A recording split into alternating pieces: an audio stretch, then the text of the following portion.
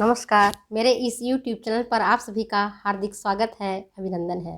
मैं हूं doctor Vrinda Singh, associate professor home science, government girls college Jodhpur. बच्चे, आज मैं आपको क्लोथिंग टेक्सटाइल में जो आपके पारिभाषिक शब्दावली, जिसको हम अंग्रेजी में टेक्सटाइल टर्मिनोलॉजी कहते हैं, उसके कुछ शब्दों के बारे में आपको बता रही हूँ, जिसको समझना नितांत आवश्यक है। जब तक आप उसे नहीं समझोगे, तब तक आप, अगर आप चाहोगे कि हम बहुत अच्छा कर लें, क्लोथिंग टेक्सटाइल की टर्म्स को समझ जाएं, क्लोथिंग टेक्सटाइल में बीच बीच में जो टर्म्स आते हैं पढ़ाए जाने वक्त, उसको हम समझ जाएं, ऐसा थोड़ा मुश्किल होता है। तो आज मैं आपको टेक्सटाइल टर्मिनोलॉजी के बारे में बता रही हूँ। कई बच्चे हमसे पूछते हैं कि मैडम, टीजीटी में हम क्या पढ़ें, पीजीटी के लिए हम क्या पढ़ें, एलटी के लिए हम कैसे तैयारी करें। मेरा एक ही कहना है बेटा, जो ध्यान से सुन लो, एक ही कहना है, ध्यान से सुनो आप, जो मैं बार बार आपको कहती हूँ। कर्म प्रधान विश्व करी राखा, जो जस करहि तसहि फल चाखा। कर्म प्रधान मतलब कर्म ही करना पड़ेगा, यहाँ उससे छुटकारा नहीं मिलेगा। मिलता है क्या? नहीं मिलता है। तो अगर आप खूब मेहनत करोगे, तो मेहनत का आप यह एक सही डायरेक्शन में करना है। सही डायरेक्शन कैसे, मैं आपको बताऊं। जैसे आपने बताया कि मैडम हमें बुक्स का नाम बता दीजिए। मेरे वीडियो में बुक्स का नाम भी डाला हुआ है, आप देखो। बुक्स मैंने दिखाया भी है कि कौन कौन सी किताबें आपको पढ़नी है। जैसे टेक्सटाइल की अगर पढ़नी है, तब मेरी किताबें पढ़ सकते हो आप। आपको एम.एस. स्वामीनाथन की न्यूट्रिशन की किताब पढ़नी है, तो एम.एस. स्वामीनाथन की बेस्ट बुक्स है, रॉबिन्सन की बेस्ट बुक है। इसी तरह से अगर आपका प्रसार शिक्षा पढ़ना है, एक्सटेंशन एजुकेशन, अदीबी रेड्डी की किताब बहुत अच्छी है। ओपी धामायण भटनागर की किताब बहुत प्यारी है, बहुत अच्छी है, बहुत नॉलेजेबल है। तो अगर आप कुछ करना चाहते हो तो आपको डेप्थ में पढ़ना पड़ेगा, आपको कंसेप्ट क्लियर करना पड़ेगा। इसके लिए आपको कभी भी किसी दूसरे पर आश्रित नहीं होना पड़ेगा। अगर आप कोई भी चीज़ छोड़ोगे, मैं कहती हूँ कोई भी चीज़ छोड़ोगे, क्या पता उसमें से ही आ जाए। अपना भाग्य इतना प्रबल तो है नहीं कि हम जो पढ़े वही आ जाए, ऐसा नहीं होता है। तो अगर आप चाहते हो कि हमें कुछ पढ़ना है, हमें कुछ करना है, तो आपको कंसेप्ट क्लियर करना पड़ेगा, थॉरो पढ़ना पड़ेगा, कहीं से नहीं छोड़ना पड़ेगा। अगर आप छोड़ते हो, जो भी आपकी सिलेबस में है, सिलेबस आपको कंठस्थ होना चाहिए, बिल्कुल याद होना चाहिए सिलेबस। अब जब आपका सिलेबस आपको बिल्कुल याद रहेगा, आपको पता होगा कि कौन सा सिंपल क्वेश्चन है, कौन सा हार्ड क्वेश्चन है। और आजकल देखो, इतनी मीडिया हो गया है, इतनी ज़्यादा आपके विभिन्न माध्यमों से आपके पास नॉलेज जा रहे हैं, तो क्वेश्चन भी इजी नहीं आएंगे। आप सोचोगे क्वेश्चन सुपरफिशियल आएगा, तो क्वेश्चन सुपरफिशियल नहीं आता है, सुपरफिशियल क्वेश्चंस नहीं आएंगे। तो क्वेश्चंस जो आते हैं वो सुपरफिशियल नहीं होते हैं, ये भी आपको मान लो। डेप्थ में क्वेश्चन होता है, क्वेश्चन घुमा फिरा के दिए जाते हैं, तो इन क्वेश्चंस पर आपको ध्यान रखना पड़ेगा। एक ही बात है, मैंने आपने मुझसे कई बार पूछे, मैडम केवल आपके लेक्चर से हो जाएगा क्या? मैं ये कैसे कहूँ बेटा कि मेरे लेक्चर से हो जाएगा, ऐसा मैं नहीं कह सकती हूँ। आपको बुक्स पढ़ने पड़ेंगे हर हाल में। जब आप बुक्स पढ़ोगे तभी आप क्वालिफाई कर पाओगे, अन्यथा बिना बुक्स का तो कोई भी नहीं कर पाता। अब आप सोचते हो कि मैडम बिना बुक्स पढ़े पढ़ाती हैं आपको। पहले मैं पढ़ती हूँ, पहले मैं समझती हूँ, फिर मैं आपको पढ़ाती हूँ। और ये सिलसिला आज से नहीं, जब से मैं इस फील्ड में आई हूँ और जब से मैं एजुकेशन लाइफ में रही हूँ तब से। और आपको विश्वास होगा और खुशी भी होगी शायद, मैंने कोई भी कंपटीशन 2 बार तो नहीं दिया बेटा, 2 टाइम्स नेवर नहीं दिया। ये परमात्मा की कृपा समझो या हमारी मेहनत, क्योंकि हम मेहनत करने में कभी चूकते नहीं हैं। हमारे साथ की लड़कियां जब पढ़ती थी तो कहती थी, वृंदा तुम इतनी रट्टू हो, कोई चीज़ को कंठस्थ कर जाती हो, रट जाती हो, नहीं समझ में आता तो भी रट जाती हो। अरे रट जाएंगे तो समझ अपने आप आ जाएगा, रटेंगे तो अपने आप समझ में आ जाएगा, पहले रटो तो सही। हमारे मास्टर साहब एक थे जो कहते थे कि पहले चीज़ों को समझने के लिए 2 बार 3 बार 4 बार पढ़ो।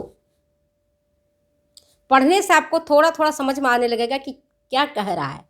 कठिन से कठिन विषयों को भी आप अच्छे से पढ़ सकते हो। इवन फिजिक्स, मैथमेटिक्स जैसे कठिन सब्जेक्ट है, उस पर भी हम उसको भी हम पढ़ सकते हैं। तो ये आपको पढ़ना पड़ेगा, इसका दूसरा कोई चारा नहीं है।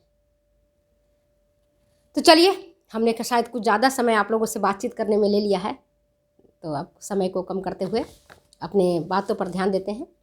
टेक्सटाइल टर्मिनोलॉजी का पहला वर्ड्स मैं आपको पूछ रही हूँ, पॉड्स, जिसको हम बोलते हैं हिंदी में कोये। क्या है कोये? कपास का पका हुआ फल को हम कहते हैं कोया। कॉटन के पके हुए फल को हम क्या कहते हैं? कोया। दूसरा है ओटना, गिनिंग। जब मैं मैन्युफैक्चरिंग प्रोसेस ऑफ कॉटन पढ़ाऊंगी उस समय ओटना शब्द आएगा बीच में।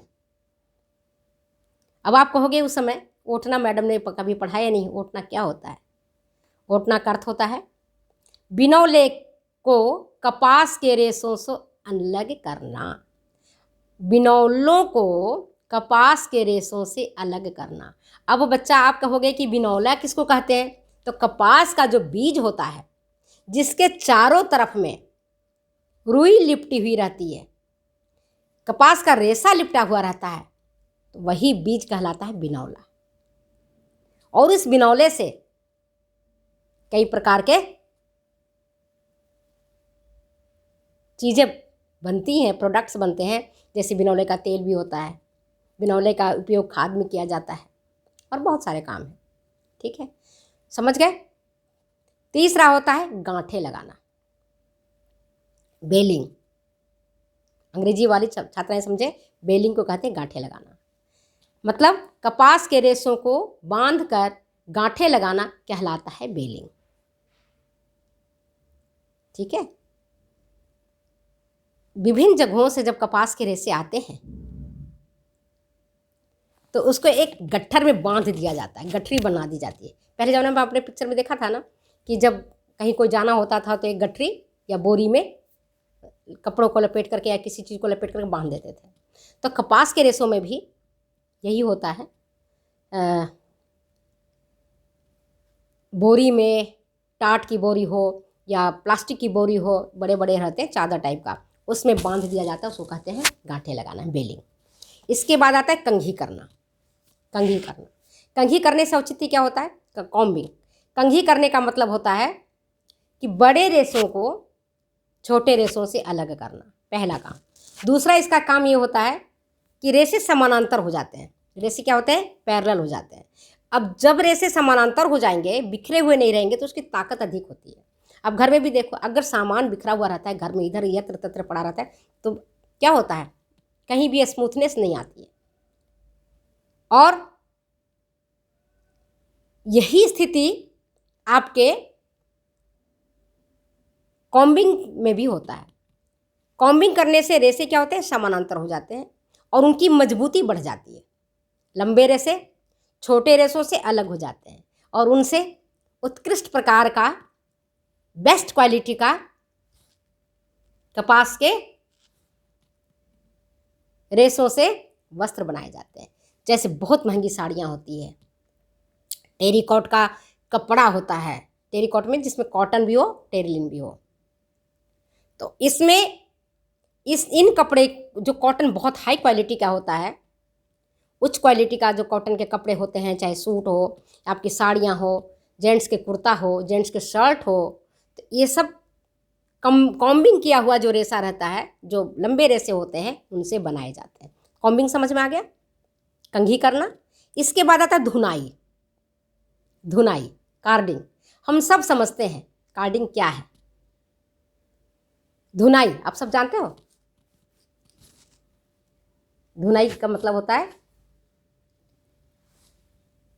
रेशों से धूल, कण, मिट्टी, बीज, पत्ते इत्यादि को अलग करना। अभी सर्दी का मौसम है, सबके घरों में रजाइयाँ हैं, और जब रजाई फट जाती है और उसमें से रुई निकल आता है, फिर उसको हम जब दूसरी रजाई बनाते हैं तो पहले उसको धुलवाते हैं, चाहे मशीन से धुना जाए, चाहे वो हाथ से धुनाई की जाए। तो धुनाई करने के कारण उसमें जो भी गंदगी आई हुई है वो गंदगी बाहर निकल जाते हैं। और जब कॉटन का मैन्युफैक्चरिंग प्रोसेस हम करते हैं, कपास का जब हम मैन्युफैक्चरिंग प्रोसेस करते हैं तो उस स्थिति में आप देखते हो कि ये जो रेसे हैं, रेसों से जो छोटे रेसे हैं, जो उसमें धूलकण है, जो उसमें पत्तियां हैं, जो उसमें बीज है, वो सब अलग हो जाते हैं। उसको कहते हैं हम धुनाई करना। धुनाई करने के बाद ही कॉम्बिंग की प्रक्रिया की जाती है, जिससे रेसे बिल्कुल समानांतर हो जाते हैं। इसके बाद होता है मिश्रित करना, ब्लेंडिंग। ब्लेंडिंग का अर्थ होता है विभिन्न प्रकार के रेशों को मिलाना। जैसे मान लो कपास की खेती मध्य प्रदेश में भी होती है, उत्तर प्रदेश में भी होती है, राजस्थान में वो भी होती है और दूसरे जगहों से आती है। तो कहीं की या कई जगहों एक ही खेत से तो नहीं होती है पैदावार, डिफरेंट खेत से होती है। तो कुछ कॉटन के रेसे बहुत उच्च क्वालिटी के होते हैं, कुछ मध्यम होते हैं, कुछ निम्न होते हैं। उन सबको मिला देते हैं। मिलाने से फ़ायदा क्या होता है? वो फ़ायदा ये हो जाता है कि कपास के रेसे उच्च, निम्न, मध्यम सब एक जैसे हो जाते हैं और फिर कहानी ये हो जाती है कि उसका जो कॉस्ट होता है वो बराबर हो जाता है, बराबर से पड़ता है। समझ गए बात को? कॉस्ट को कम करने के लिए ब्लेंडिंग किया जाता है। ब्लेंडिंग करने का अर्थ यही होता है कि कॉस्ट को कम किया जाए, क्योंकि बहुत महंगे अगर कॉस्ट होंगे, है ना, ज़्यादा होंगे तो सामान्य आदमी उसको नहीं खरीद पाएगा। या बहुत लो क्वालिटी के रेसों से अगर आप कॉटन का बनाते हैं कोई चीज़, तो भी काम आपका नहीं होता है, काम ढंग का नहीं होता है। समझ गए बात को? मतलब लो क्वालिटी का होगा तो खरीदे नहीं जाएंगे। तो जिसमें लो क्वालिटी हाई क्वालिटी दोनों को रेसों को मिला दिया जाए उसको कहते हैं ब्लेंडिंग। इसके बाद आता है पोनी बनाना। पोनी बनाना मतलब स्लीवरिंग। कपास के रेसों को जब धागा बनते हैं उससे, तो उसके बनाने से पहले ये अंगूठे के समान मोटा या उंगली के समान मोटा पोनी बनाई जाती है, जो 6 इंच होती है लंबी। कितनी होती है? 6 इंच लंबी होती है। उसको पोनी बनाना कहते हैं, स्लीवरिंग कहते हैं। सूत कताई से पहले पोनी बनाने की प्रक्रिया कहलाती है पोनी बनाना। इसके बाद आता है स्पिनिंग, कताई करना। कताई करने का अर्थ होता है धागे का निर्माण करना। स्पिनिंग का मतलब होता है धागे का निर्माण करना। चाहे सिंथेटिक रेसे तैयार कर रहे हो तो, या आप कपास के रेसे या लिनन के रेसे जिस किसी से भी आप तैयार कर रहे हैं उसको कहते हैं कताई करना। धागे का निर्माण करना। आप धागे का निर्माण तकली पहले देखते हो, गांधी जी का चरखा बहुत फेमस हुआ। तकली के माध्यम से रेसे को काटा जाता है, धागा तैयार किया जाता है, तो कहलाता है कताई। इसके बाद आता है परिसज्जा, फिनिशिंग। फिनिशिंग का मतलब होता है वस्त्र पर अंतिम रूप से की जाने वाली प्रक्रिया। वस्त्र पर अंतिम रूप से की जाने वाली प्रक्रिया कहलाती है फिनिशिंग। समझ गए बात को? फिनिशिंग का एक अर्थ होता है वस्त्र पर की जाने वाली प्रक्रिया। तो अंतिम रूप, जब मार्केट से वस्त्र तैयार होकर आता है तो वो ऐसा वस्त्र होता है कि उसको पहनने के काबिल वस्त्र होता ही नहीं। कहीं से पतला होता है वस्त्र, कहीं से चौड़ा होता है, कहीं से मोटा होता है, कहीं फुज्जी निकली रहती है, कहीं छेद रहता है, कहीं कॉम्पैक्ट रहता है, उसे कलर भी उसमें कुछ नहीं रहता है।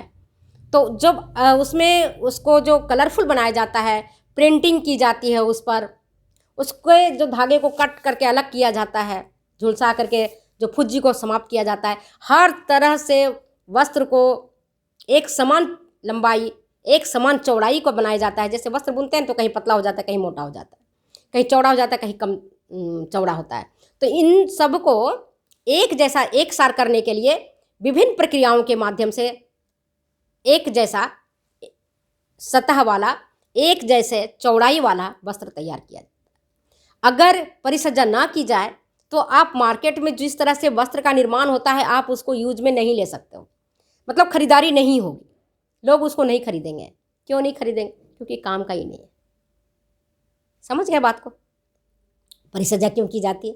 परिसज्जा आपका अगर ये 2 नंबर के क्वेश्चन आए, जो यूनिवर्सिटी परीक्षा दे रही हैं बच्चियाँ, कॉलेज के एग्जामिनेशन दे रही हैं, अगर एक प्रश्न आए परिसज्जा क्यों की जाती है, इसका सीधा सा आंसर यह होता है कि जब मार्केट में ग्रे गुड तैयार होता है, मतलब कि जो माल तैयार होता है फैक्ट्री में, अगर ऐसे के ऐसे मार्केट में भेज दिया जाए तो उसकी कोई कॉस्ट नहीं होगी, कॉस्ट उसकी होगी ही नहीं, लोग नहीं खरीदेंगे। एकदम वो जो होता है ना, चमड़े जैसा होता है, जैसे कपास का है, वस्त्र हैं या लिनन के वस्त्र हैं या जूट के से जो आजकल इतने सुंदर सुंदर बैग बनाए जा रहे हैं, जूट के जो आपके टेबल हैंगे ना, टेबल क्लॉथ, उसको बनाए जा रहे हैं या कोई और चीज़ बनाए जा रहे हैं। आजकल जूट के ड्रेसेज भी बनने लगे हैं कई प्रकार से मेहनत करके, उसमें कई प्रकार के उसमें सुधार करके, कई प्रकार की फिनिशिंग करके। तो अगर ऐसा सच रहेगा तो मार्केट में नहीं बिकेगा। और व्यापारी क्या चाहेगा, हमारा माल मार्केट में बिके। तो मार्केट में बिके उसके लिए परिसज्जा करना आवश्यक होता है। उसको विभिन्न रंगों से रंग करके, विभिन्न प्रकार की छपाई करके, विभिन्न प्रकार की कढ़ाई करके, विभिन्न अच्छे प्रकार से उसको सिलाई करके फिर मार्केट में भेजते हैं, तब उसका पैसा मिलता है और कंज्यूमर उसको खरीदता है। समझ गए। इसके बाद एक आता है श्रिंकेज, सिकुड़न। ये सब जानते हो आप लोग, होम साइंस की छात्रा हो तो आपको पता होता है सिकुड़न क्या होता है। जब भी आप कॉटन कपड़ा खरीदते हो तब उसको पहले पानी में धोते हैं, तैयार करने से पहले। पेटीकोट तैयार कर रहे हो या आप रजाई का इवन कवर तैयार कर रहे हो या आप कोई सा भी चीज़ तैयार कर रहे हो, तो आप उसको सबसे पहले उसको धोते हो ना, ताकि जितना उसको सिकुड़ना होगा कपड़ा सिकुड़ जाएगा और फिर सही नाप की आपकी वस्त्र बनकर तैयार होगा।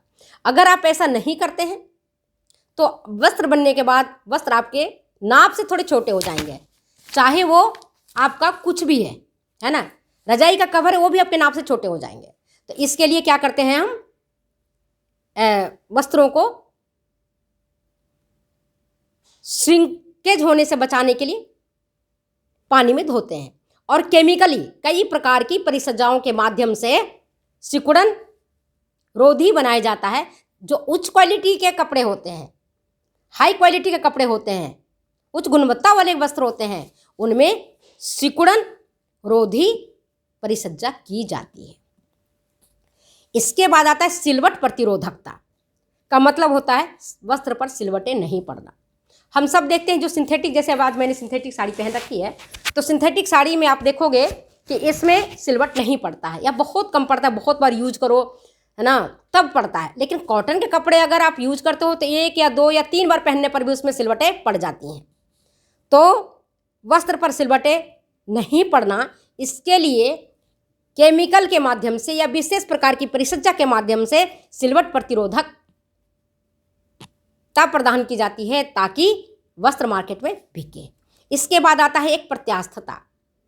प्रत्यास्थता का मतलब होता है कि खींचने के उपरांत कोई वस्त्र है, कोई चीज़ है, उसको खींच दिया, खींचने के उपरांत अगर वो पूर्वाकृति उसमें वापस ग्रहण करने की क्षमता है तो वो कहलाता है क्या, प्रत्यास्थता का गुण।